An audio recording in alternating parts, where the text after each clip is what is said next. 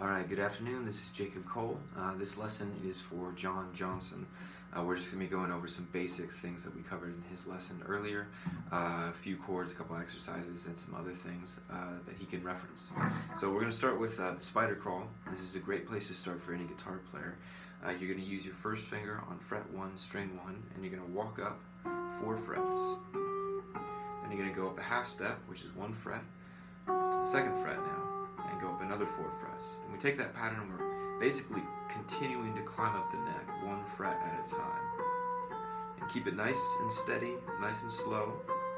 And once we get up to the 12th fret, then we're going to go backwards. So that's fret 12, now we're going to go backwards from there.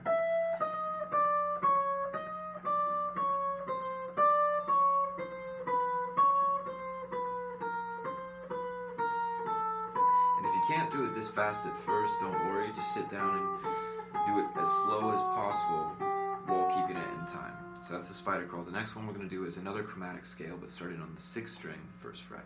Instead of climbing up the neck, we're still going to go up 4 frets, but then go down to the 5th string, and then the 4th string. We're just going to keep climbing down all 6 strings until we get to the 1st string, then we're going to go reverse that pattern.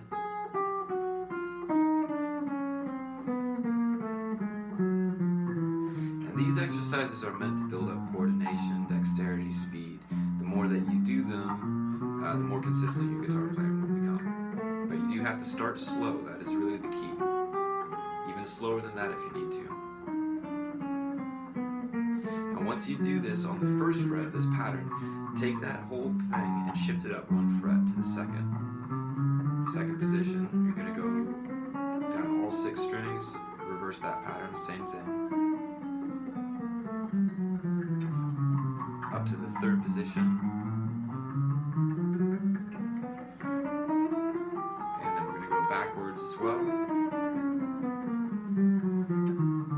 and finally ending on the 3rd fret, 6th string. So that's called the chromatic exercise. Again, you don't have to do it as fast as that. Since this is YouTube too, you can also take this video and you can slow it down if you are finding anything a little bit too fast. Next we're going to go over some basic chords. So you've got the E major chord. I like to call this the Johnny Cash chord since he used it quite a bit. You're going to use this E chord in basically just a steady strumming pattern, kind of like a country thing where you keep your thumb on all 6 strings just strumming down. You're going to hold that for a count of 8, and then you're going to drop it down to an A chord. So now we're going to go down to A. 5, 6, 7, 8, back to E. 2, 3, 4, 5, 6, 7, 8, back to A. We're just going to keep going back and forth between these 2 open form cowboy chords. And E. 3, 4, 5, 6, 7, 8, and 1, 2, 3, 4, 5, 6, 7, back to E. This will be our last time. 4, 5, 6, 7, 8, and A. 2, 3, 4, 5, 6, 7, and we'll end with the E. So again, to go over those chords to make sure that you're doing it correctly, we're going to be doing our middle finger on string 5, fret 2, 3rd finger on string 4, fret 2, and finally our 1st finger on string 3, fret 1, strumming all 6 strings down because we're including that low E and that high E, which make up the root notes of the chord. And now we're going to drop our fingers down 1 string each, lifting up our 1st finger, and then adding our pinky to string 2, fret 2, and strumming 5 strings down to make an A major chord. So again, we've got E, and then we've got A. So now we're going to add a 3rd chord to that whole pattern. To complete it, we're going to add a B7. So you're going to keep your middle finger where it is, and you're going to drop down your 3rd finger and bring up your 1st finger 1 string. And you're going to play 5 strings down. Now, a full B7 chord includes your 1st finger on string 1, fret 2. So it has that high F sharp in there. But for now, we're just going to keep it with these 3 fingers to just keep it a little bit more simple. So now what we're going to do is hold each chord for a count of 8, including the B7. The strumming pattern's the same, just nice and steady, and then we're going to go E, A, E, B7, and then back to E, and that'll be its structure.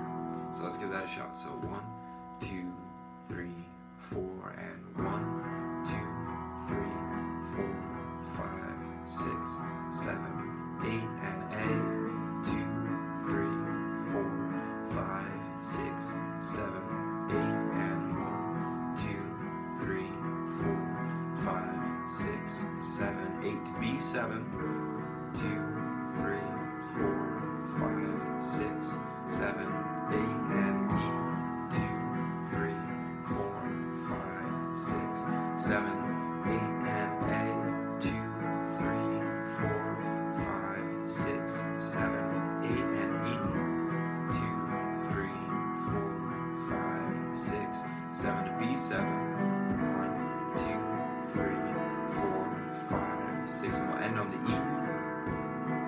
And when you're at home, definitely do that as many times as you can. The more that you do it, the better you'll get, and the better you'll get faster as well.